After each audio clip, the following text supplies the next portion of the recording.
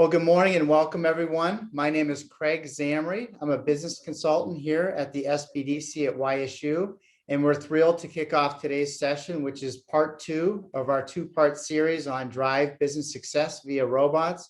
Yesterday, we had a great session with Jeff Legault, who is on the call with us today. Jeff is the Associate Director at NREC, and he was, again, our speaker on Robotics and AI. So Jeff, welcome back. This morning, again, will be an exciting session, and the purpose is really to help you learn how and why U.S. companies can manufacture robots right here in the U.S. So before I introduce our guest today, we'd like to provide just a quick outline of today's session. Dr. Herman will begin with a short presentation, about 25 minutes, and then we're going to take a strategic pause and open it up for Q&A. My teammate, Jenna Binsley, she'll be monitoring the chat and Q&A, so please feel free to drop any comments, thoughts, or questions in there, and Jenna will make sure she gets those to our speaker. So with that, let's begin by introducing our speaker. We are super excited to welcome Dr. Herman, the director of Carnegie Mellon's National Robotics Engineering Center, which will be referred to as NREC, and they are ranked #1 in the world in robotics and AI. Dr. Herman has 25 years of experience in developing robotic vehicles, sensors, electronics for defense, agriculture, mining, and other markets. His expertise include perception, sensor design and integration, robotics system design and integration, autonomy, communications, user interfaces, hardware, electronics, and test bed design. Dr. Herman has been with NREC since his inauguration in 1996 and became the director in 2015. Dr. Herman holds a PhD in robotics from Carnegie Mellon University. Dr. Herman, at this time, I'd like to turn it over to you. Thank you, Craig. Thank you for the intro. Okay, so I'm going to go over a short set of slides and describe the opportunity that is there in terms of manufacturing robots. This slide is prepared by both Jeff Legault and myself. Okay, so thank you, Jeff.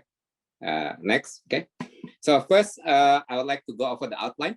I will go over the opportunities first in this area. Then I will explain why we need to put the additional focus and initiative on manufacturing robots here in the US. Okay. Then I will go over the building blocks of robotics. Okay, some of the issues involved in building robotics components, subsystem, or system in terms of infrastructure and the expertise needed to do it. And then I will go over also some partnership models.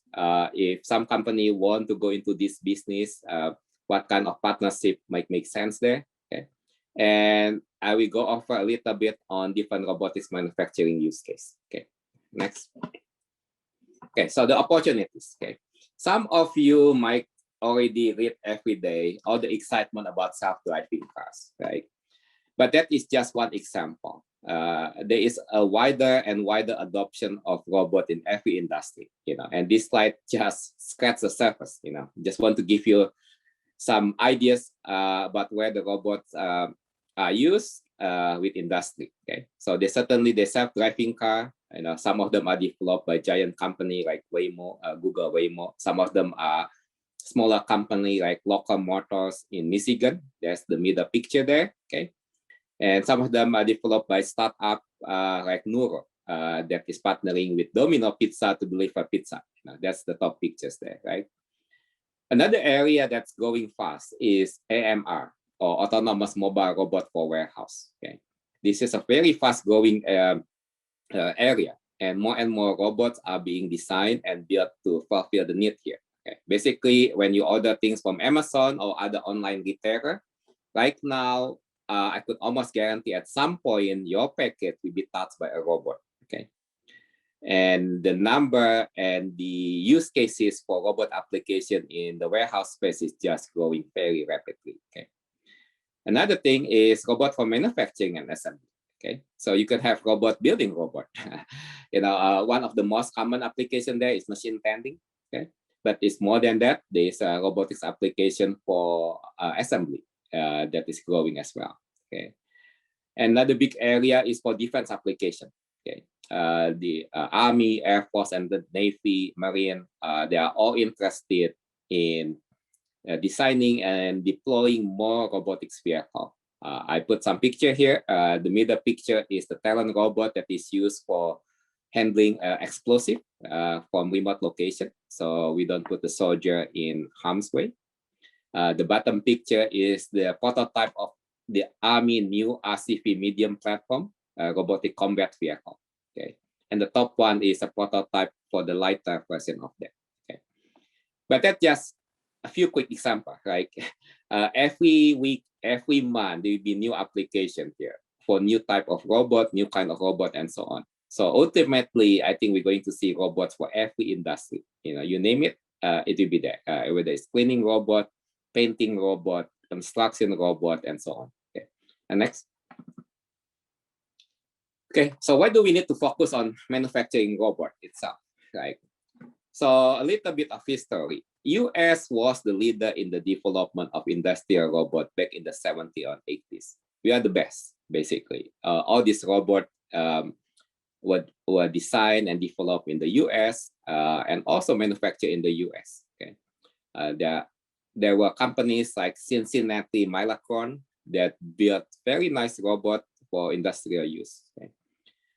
But for a couple of reasons, we lost almost all the robotics manufacturing industries. Okay, if you look currently, who make industrial robotic manipulator, almost 100% of them are European and Japanese company. Okay, ABB, Fanuc, Motorman, KUKA, Epson. Okay, and now that the Chinese are pursuing this aggressively. For example, KUKA got bought up by a Chinese company. Okay, doesn't make the German happy, but there's nothing much they can do about it as well, right? And I'm worried we are in the process of repeating the same mistake. Okay, so we are in the time period where new robotic systems are being designed here in the US. We are still the best in the robotics technology. Okay, but we don't put enough attention on manufacturing them. We develop the technology, the best technology out there, but we put less focus on manufacturing the robot themselves. Okay, I put here two examples, right? And the left pictures is a snapshot from a video from Boston Dynamics. You can Google this on YouTube, right? Boston Dynamics dancing robot. Okay, and it's amazing. The robot can dance really, really well, much better than most human. Okay. And then, you know, you can also Google on YouTube Chinese robot army, right? And you could see there a snapshot from that video. You know, there's a company there called Unit 3, and their focus is manufacture.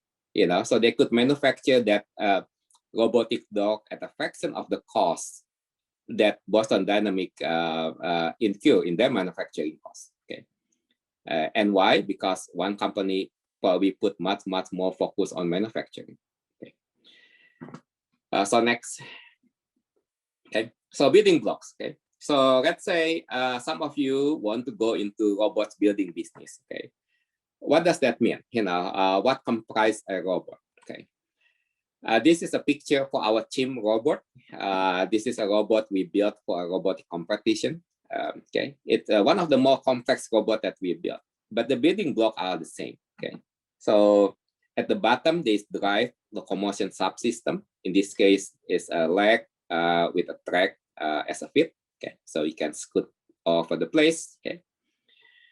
Then on the top, there is the head with the sensor that see the surrounding, that see the object is interacting with, just like our eyes. And behind it, there's a computing processor that serves as the brain. Okay, just like our brain. Okay. In the body, there is the energy storage system, aka the battery. Okay, robot need power, just like any other machine. That's in the back of the robot. All the battery and power system are in the backpack unit. Okay. Then the robot need to know where it is. Okay, in the environment. So there is IMU and other sensor that tell GPS in some cases that where is it in the world, right?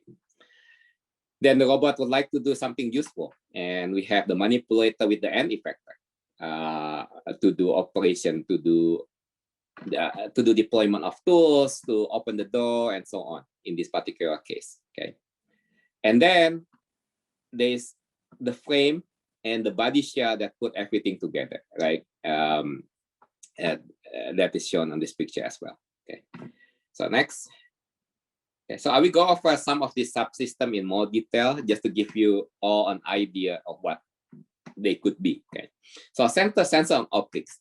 Most robots, especially the more advanced robot that is autonomous or semi-autonomous, okay, need sensor and optic. Okay, basically it allows them to sense their surrounding, allow them to sense the object they are working with. For example, for pick and place robot, it could sense the object it needs to pick, and then it could sense the place it needs to place the object on. Okay.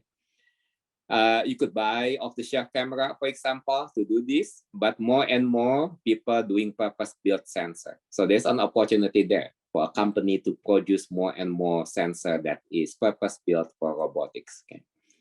Many times the sensor not only capture video images, but also 3D sensing, the shape of the object. Okay. And there are many technology that could be used to do the 3D sensing. Okay. On the left side, on the top left side is two pictures as an example of a custom sensor. In this case, we developed them that purposely built for robotics application. Okay, you could see it has 4 different images. They sense different light spectrum. Okay, some of the lens pass through light in the infrared spectrum, some of them in the color spectrum, and so on. Okay, and the reason why we are developing this is to hit a particular swap constraint. Right? Usually, a robot is deployed in a tight space, in a rugged space, so you need to hit certain swap constraint, size, weight, and power. So in this case, we integrate everything into a single small enclosure. Some of the manufacturing challenge, if somebody were to manufacture something like this, is the precision needed to put together this kind of sensor is pretty high. In some cases, you need a robotic system to do the placement of the sensor, to do alignment, placement, and so on. Okay. So next. Okay. The sensor and optics, you see this on top of many self-driving car. If you just Google self-driving car, you would see some of these laser on the top of the car. They spin around. They grab 3D data from the surrounding. Right. There's also a positioning system, GPS, IMU, that help the robot locate themselves where they are in the world. Okay. Next. Actuator. Okay. So either for locomotion or for manipulation, robot need actuator, drive system, basically. Okay. Traditionally, there are a lot of actuator in the manufacturing industrial space. These tend to be larger motors, AC/DC drive, and so on. Robotic actuator are similar, but have a different focus. Usually, they have a much smaller swap constraint, size, weight, and power. Okay. Usually, they are much more precise, and they have, in almost all cases, closed loop control. Okay. So as an example, we are showing here some of our nugget drive. So basically, this is a robotic actuator with brushless DC, harmonic drive, everything embedded in one packaging, right? So if you want to build a mobile robot, you can put 2 of these things to drive the left wheel and the right wheel, okay, for example. Okay, there's some consideration that usually need to be consider when you are designing and building this thing. For example, you want to add overload clutches. So if the robot make a mistake and it slam against the floor, it doesn't damage the drive itself. Something give, which is the clutch, right? Okay. Next. Okay, computing data storage. Okay, so once the robot see the surrounding, get perception data, you need to interpret those data and make a decision. Okay, like it's trying to locate an object for pick and place in a warehouse, and that's done by the computing subsystem. Okay, this could be off the shelf, as the picture on the of the yellow box and the GPU Titan RTX from NVIDIA. Okay, but it could also be custom unit. For example, Tesla. All the Tesla car have that circuit board that is shown on the lower right, and that's a custom design by Tesla itself. And more a robotic system require this kind of custom electronic. Okay, and a part of that is the data rate. A robot with many sensors process tons of data. Okay, can collect terabytes of data in an hour. And 1 terabyte is about 1,000 gigabytes, so it's a lot of data. Okay, and you need a lot of electronic processing power to process them. But this is another opportunity. If there are electronic manufacturer among you all, this might be a good opportunity there. Okay, and next. Power and body structure. Okay, just like human, robot need food, and that takes the form of electricity. Okay? And usually for most mobile robot, that takes the form of battery. For stationary robot, you plug them to the wall. Usually it's simpler, right? But either you plug them to the wall or you power them from battery. You need a power subsystem. Okay. Another building block is the body frame structure. Okay, so you need something that basically you can mount the drive system, the battery, the computer, and that's the structure of the robot itself. Okay, and that structure for the robot body, structure for the manipulator, and so on. And included in this is the shell and the skin as well. And the shell and skin might sound simple, but it's not. Depending on the IP rating for the robot, the shell and skin of the robot could be complex to make sure it conforms to IP67 and so on. Okay, and next. Okay, now we talked mostly about hardware up to this point. Okay, but what really differentiates a robot and with just a machine is the software part. Okay, if you don't have the software to drive the hardware, then you just have a machine, right? And the software is what turning the machine into a robot. Right? And not only that, adding software, control software, intelligence control software, and so on, really increase the value of that machine. Okay. The margin. We see this all the time. If somebody built just the hardware, the profit margin might be relatively slim. Let's say 10% gross margin or 20% gross margin. As soon as you add the software, okay, the gross margin could go up to 50, 80, 100% or even more. Okay, I mean it could be very, very significant, right? Just because people just like to use robots, they don't want to go into the trouble of adding different software on top of the robot themselves. Okay, next. Okay, then another thing you will need when you manufacturing robot is the infrastructure. Let's say some of you will go into sensor building business, sensor manufacturing business. Okay. In addition to the manufacturing line, you also need to have a mechanism to do sensor calibration. Okay, so in the past, we helped different companies set this up. It involved, guess what? Setting up another robot to perform the calibration. Okay. Another thing is component testing. Because many robotics applications require the precision, we need to do this really well to make sure the accuracy is there, the performance is there. Okay. And robot requires a lot of software and lots amount of data set. That's why many times you also need to have improve or beef up IT infrastructure. Okay.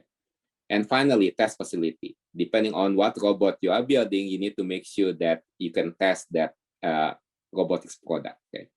This could take a form of a drone kits if you are building a flying robot. Okay. Or thermal chamber if you are designing a robot that need to work in extreme temperature. Right.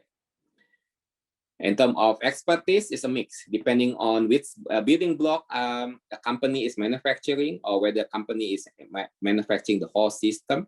Certainly, there need to be expertise in the hardware side, such as sensor and optic, electronic, and so on. And also on the software side, the signal processing software development as well. Another thing that should not be underestimated is the test and safety engineer. Okay, some of these robots are really powerful, and you want to make sure it could conform to all the safety regulations. There are plenty of standards out there with regard to safety for robotic device. Okay. And next. Okay, now let's move a little bit to partnership models. Okay, so let's say a company is interested in starting to manufacture robotics components, subsystem, and system. How do we go about it? Okay, the first option is get all the expertise internally, build up a team, and just do everything internally. Okay, that's certainly an option, and many companies choose that option. Okay, the second option is partner with a universities or robotics company, okay, to get the robotics know-how. So the company will supply the manufacturing know-how, and the partner will supply the robotics know-how. Okay, and together they could go after this market. Another thing that I know Craig is considering is the Robotics Ohio cluster. So basically, if a robot requires 5 different expertise, maybe we put a consortium or teaming arrangement between 5 companies to manufacture that robot. Right? Okay, next. Okay, so as an example, we're just showing, going to show 2-3 video here. This is an example of a very complex robot. Okay, this is one of the robots we developed for the Air Force. It's a paint stripping robot. Okay, and there are many subsystems here. Right, there's a fiber optic welding laser that we bought from one company. Okay, and there is that mobile-based forklift. Okay, that we buy from a company in Germany. Okay, because we cannot find a supplier in the US, and we end up buying that from a German company and modify it heavily. Okay. Then there's lift mechanism that is holding the orange robotics arm. Okay, and there is the robotics arm itself. In this case, it's a KUKA robot that we procure for this program, right? And in the end, where the laser come out, it's a fully custom sensing system that we designed. Okay, in the end of this program, the Air Force is very happy with this system. Okay, so we end up actually spinning off a company to manufacture this robotic system, Titan Robotics. Okay. So the reason why we like to show this video is a good example for a complex robotic system that might make sense for multiple companies to gang up together or to team up together to build. Because there's no one company that could build all the different subsystems themselves, right? Okay, next. The other example is a much simpler robot. Okay, so there are more and more applications for mobile robot. Okay, this is what we call mini crusher. We designed this originally for some application that the Army has. Right, it's very simple. Unlike the paint stripping robot, is basically a robot with several wheels. In this case, 6 wheels, but you can also configure it with 4 wheels, 8 wheels, and so on. Okay, this robot is just fun to play around. It's pretty high speed. It can go over different terrain and so on. Okay, but I will show you the subsystem. So that make this robot works. So next. Okay, so that robot basically is comprised of 6 of these wheel stations. Okay, and there is a close-up of the wheel station. One of them with the case open, showing the electronic and the custom drive motors. Okay, so you basically manufacture its wheel with its drive system, with control electronic, and you can slap 4, 6, 8 of them to build the robot. Okay, so something like this is simple enough in scope that one single company could probably do them all. And build this whole system. Okay, next. Okay, so in terms of do it all internally and partnership, like I said, part of it is depend on complexity. Right? If we are building a very complex robot with many different subsystems, it's very hard to do everything internally. On the other hand, if you have something simpler, that is a possibility certainly. Okay, next. Okay, another second option is partner with either robotics company or university. Right? There are 3 hubs of robotics in the US. Okay, most robotics development happen in 3 different places: in the Bay Area, West Coast, Silicon Valley; in the East Coast, Boston area; and near the Pittsburgh area. Okay, it's also a very high concentration of robotics expertise. Right? Now, one caution I would give on this note: if you do end up partnering with a robotics company, okay, let's say Google or iRobot, just be careful and make sure that you try to capture enough of the value chain and not just doing the commodity manufacturing. Okay, that way most of the profit is not captured just by your partner, but it's captured by you. Okay, and that's always a little bit tricky thing to negotiate with some robotics company. Okay, next. Okay, this is again some example of how you all can partner with different companies. Right, for example, for the complex robot, you could subcontract or you can work at the company on the laser head, the optical laser head that needed to paint to strip the paint. Okay, on the simple mini crusher, you could work with other companies to develop the drive motor itself in the hub, right? The DC brushless drive motor in the hub, for example. Okay, next. Okay. This is a good example of partnership success story. We developed this sorting system for a farm in California. These are strawberry plants, right? So they are harvested and they need to be separated, they need to be sorted, and they will be sent to strawberry grower. Okay, so this is the nursery. Okay, so we developed this and then we work with partners in California and other places to have this thing built. Okay, so there's a set of companies that's building this system now for the end user. Okay, and this system involves most of the component I mentioned. There's a high-speed perception camera that do the sorting and the grading. Okay, there is a custom drive system to separate the plant. Okay, and do a sorting of the plant depending on the quality of the plant and the size of the plant and so on. Okay, next. I think this is the final slide. Okay. One idea that we are brainstorming with Craig, given the prevalence of manufacturing company in Ohio, maybe we can put a Robotics Ohio cluster, okay, where one company could build the drive system, another company can build the chassis, the body, and so on. Okay. Certainly pretty exciting to think about. Okay. Next. Okay, that's all I have in terms of prepared material. So Craig, I will hand it back to you. Thank you, Dr. Herman. That was an excellent presentation. I know that there are some questions right now from attendees, so I want to turn it over to Jenna to help field those questions for you. Yeah, of course. So one of the first questions we have, it says, you recommend a cluster of companies form an alliance and come together and make robots together. And so they're excited if you could share more information, and they're open to your suggestions. Yeah. We recommend that because it's very hard, especially for small, medium enterprise to have all the expertise needed to manufacture robotics components, subsystem, or system itself, right? So maybe if a company is very good in building the chassis, mechanical expertise in fabricating the chassis for the robot, that company could team up with another company that is really good at building electronic system. And another company that could provide the software expertise to be put in that robot.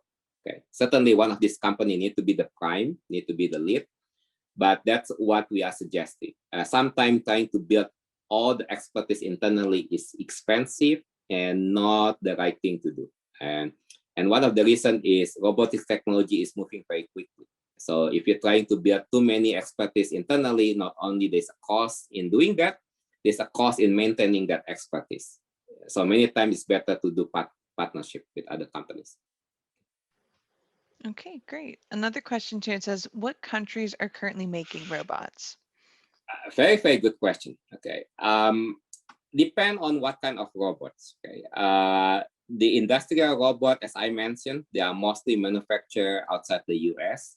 Most of industrial robotics manipulators are manufactured in Europe and Asia. Okay. For the new kind of robot or the new generation of robot, they are manufactured all over the world. Right? There's some manufactured here in the US, some in Asia, some in Europe. But the trend is not necessarily promising. I think more and more of those manufacturing is moving to Asia, okay, especially China. And unless sort of as a country, we put more focus on this, as I mentioned early in the presentation, I'm worried that most of this manufacturing will end up in Asia. Okay. Okay, another question too, it says, why are other countries successful at making robots and what lessons can we learn from them? Very, very good question, right? Some people answer that and just say because the labor is cheaper. And I don't think that's actually the right answer. That's certainly a component. Labor cost in manufacturing is cheaper in some countries, okay? But more and more, that's not the primary reason. The primary reason is the supply chain, okay? If you go to the manufacturing hub in China, for example, the reason why it's easier for them to build complex system like robot is the supply chain. So if they need custom drive motors, there's a company to block away that build that drive motors. Okay? If they need a battery subsystem, there's a company across the town that can supply that battery subsystem. Okay, and so on. Yeah. So I think investment in encouraging all these companies sort of to make investment in manufacturing all these different subsystems is critical, and some of them probably require some government investment as well in assisting some of these company to transform their operation to be able to manufacture this component and subsystem, right? Another thing is, again, is cooperation, okay? So somebody like SBDC, you know, might be very helpful in terms of facilitating the supply chain, similar supply chain in Ohio, Pennsylvania, and other states. Okay, basically they need to be a clearinghouse. So if somebody is manufacturing a complex robot and it needs some subsystem or expertise that it doesn't have, you know, they could contact SBDC and say, hey, I need some help here. And Craig would say, yeah, I know that company that can help you doing that. That is what needed. Because if we don't do that, then the end result is going to be really expensive, right? Streamlining the supply chain is a critical aspect of this solution. Okay, another question we have here, it says, what are the benefits of manufacturing robots here in the US versus overseas? I think you are closer to the end user. I think if the robot is going to be deployed here in the US, we could be closer to the end user, understanding their problem much better, and maybe even offering potential to customize the solution for different end user. Okay. Certainly, that's one of the benefits in terms of manufacturing robot in the US. Another thing, I think this is a strategic importance for us as a country. I don't have any doubt in the next 1 or 2 decades, robots is going to be the biggest industry, period. Okay, robotic manufacturing, anything that related to robot is going to be the biggest industry. That's where we are going, you know. Right now, for example, in terms of farming and agriculture, it's almost impossible to find anybody who is willing to work in 120-degree weather in Bakersfield, California, to do harvesting. Okay, and that trend will continue. And guess what? One solution to keep agriculture and farming in the US is automation.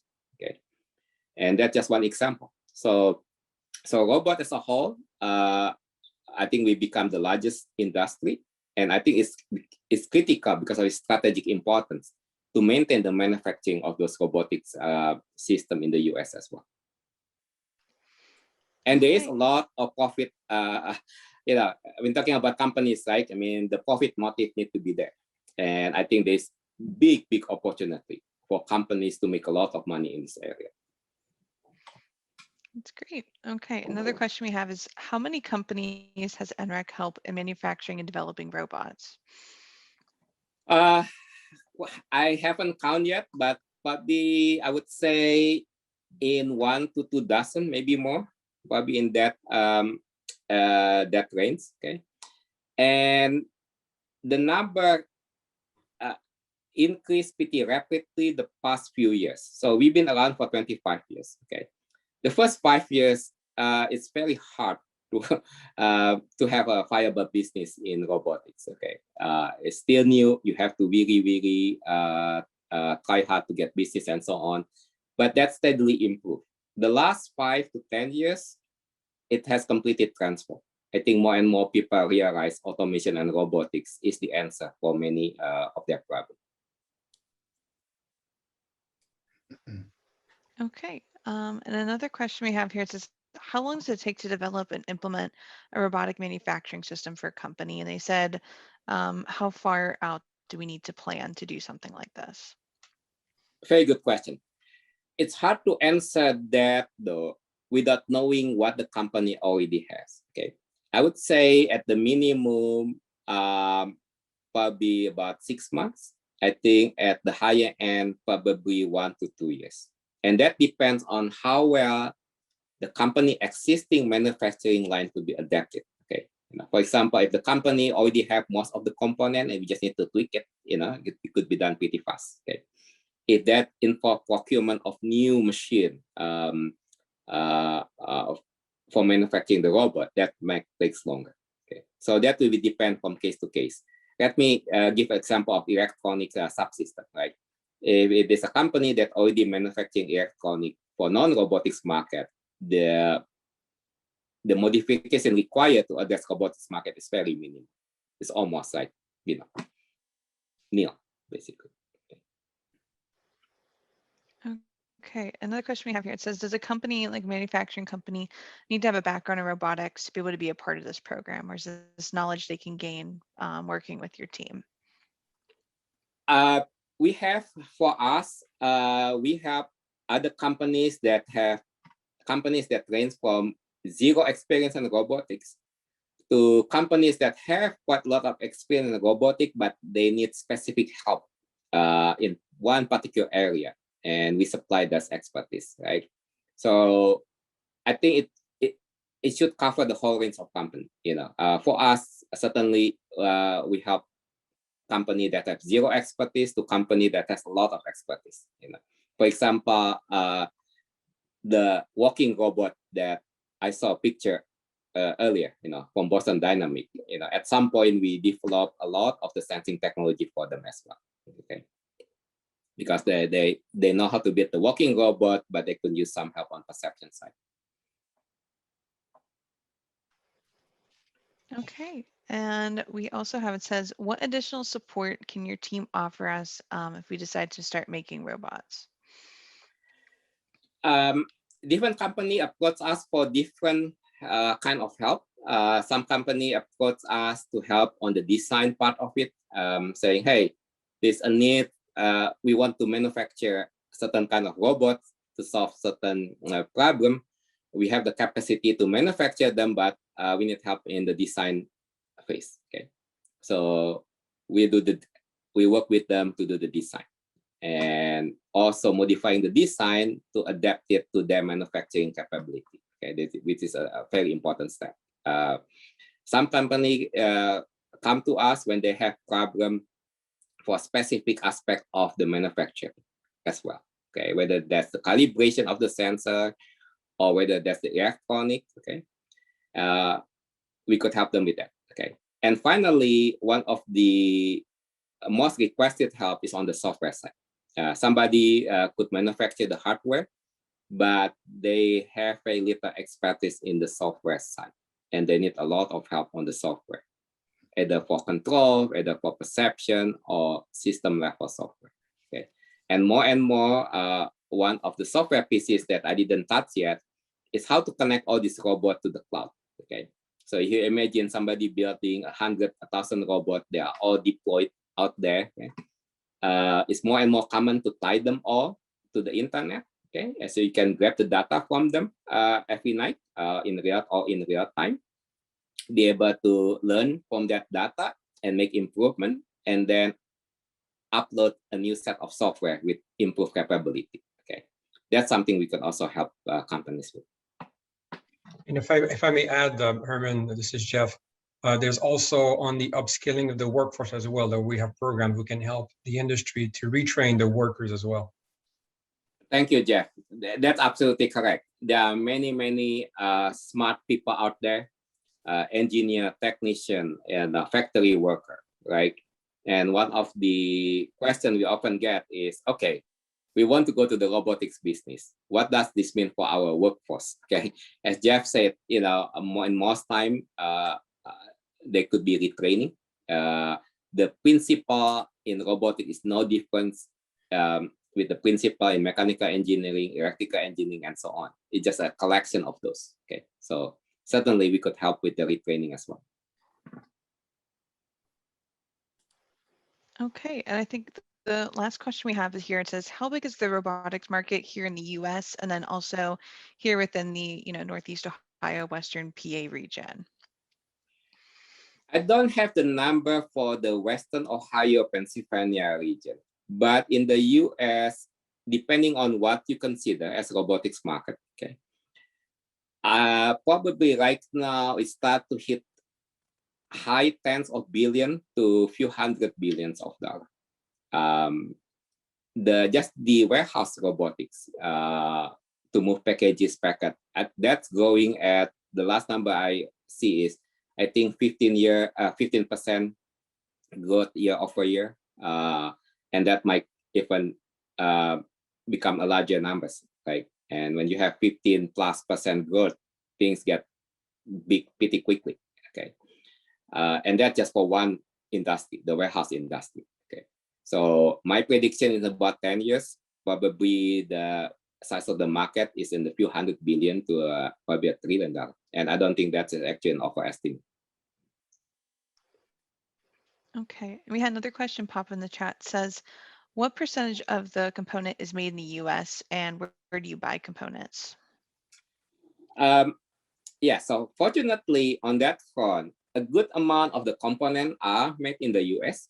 US still have a lot of high-tech manufacturing of this component. A good example of that is IMU, inertial measurement unit, gyro, accelerometer, and so on. Some of the best gyro accelerometer are made by US company, like KV8's company, right?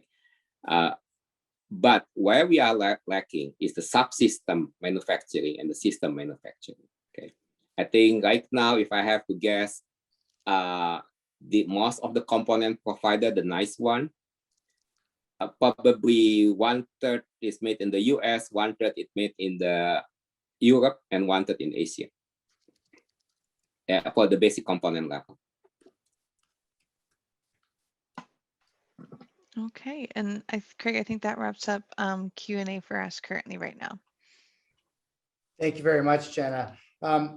Jeff, I wanted to give you an opportunity too, if you had any final thoughts, even from our past conversations, just to add as well. Yes, on one thought I had is, as I mentioned, is on the reskilling of the workforce. So we have a group at NREC that focus on that, has been doing that for 20 years.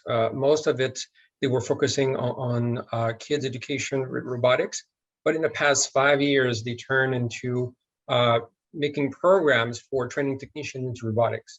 And the way it works is, once we have modules, we can work with local community colleges to really implement local training programs around the manufacturing entities to train the workforce locally, right? And so that's the things that we can work with the Ohio robotic cluster, so to speak, to come up with the right modules to teach each subsector of robotics and those workers to get the skills needed to manufacture each component.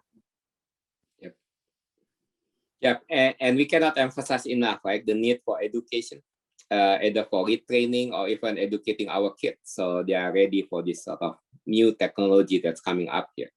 Okay.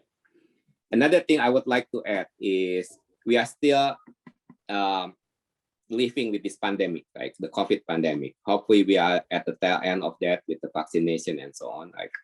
But it won't be the last pandemic we're going to have. And one thing more and more people realize is the need for automation. For example, a lot of grocery store offer pick up at the curbside pickup. Okay, and many stores that we talk to cannot even get enough employee to staff with all the COVID things going on. Right? There's no reason why a robot cannot bring your grocery to the curbside, okay, and put it in your truck. Okay, So with the COVID and with the pandemic, I think there are more and more potential users of a robotic system, and that also brings up a whole new set of opportunities. Excellent. Again, thank you very much. Any other final thoughts, Dr. Herman or Jeff, before we go ahead and move to wrap up? I think from my end, we are just excited on our side. If there are companies that would like to partner with us and address some of these needs, I think there's really big opportunities here. I think the Midwest region, Ohio, Pennsylvania, have underappreciated skill in manufacturing, resources in manufacturing. It would be great if we can leverage those resources together to address this manufacturing need for robots. I agree, Dr. Herman. I think that's an excellent point as well. And again, to have you as a resource right in our backyard and to be able to work together, I think is tremendous asset. So again, Dr. Herman and Jeff, on behalf of our SBDC, we truly appreciate you taking the time to really help our attendees really learn more about robotics and AI, as well as to why U.S. companies can manufacture robots right here in the U.S. Also, special thanks to Jenna Binsley for designing the digital materials and Cody Allen for setting up the sessions. And of course, our director of our SBDC at YSU, Pat Weiss, again, for having this program available for our clients and others. One final note, I know we're really looking forward to seeing you both in Pittsburgh on May 18th. And again, I think that we're excited about bringing our group of SBDC clients to NREC to do a tour and to interact with you and look for additional ways that we can work with your center. I know we already brought a couple companies down and that was very successful, and we're looking to continue to build upon that. So again, thank you for the partnership and being able to work together, and again, taking time to spend with our clients and our attendees today. So again, we want to thank you and wish you a wonderful day, and look forward to seeing you on the 18th. Thank you, Craig. Thank you. Thank you. And thank you all. Take care. Have a great day. Bye-bye. Bye-bye.